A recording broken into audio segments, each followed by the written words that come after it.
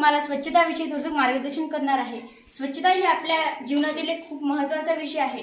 स्वच्छता ही आपल्या जीवनातील एक प्राथमिकता आहे। स्वच्छता ही जरुरी आहे, कारण स्वच्छतेमुळे आपण आपल्या अडचणीपासून मुक्ती मिळू शकतो।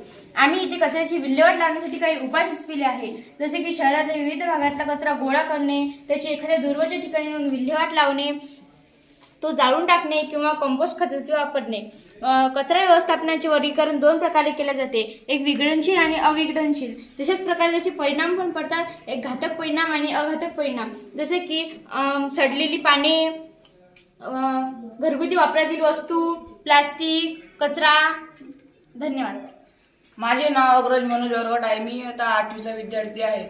इथं अपार्टमेंट आहे, इथं ऑफिस आहे, इथं नगर परिषद आहे, हे ऑफिस आहे, इथं डंपियर आहे, हे इथं कचरा पेटी आहे। ओला कचरा नंतर इथं सुका कचरा आहे। जो गोळा झालेला कचरा असतो त्या ट्रकमध्ये जाऊन फिरून इथे येते। ओला कचरा याच्यात जाते, नंतर सुका कचरा याच्यात जाते। जो ओला आणि सुका कचरा असते तो फॅक्टरीमध्ये जाऊन त्याचा रियूज होते। धन्यवाद।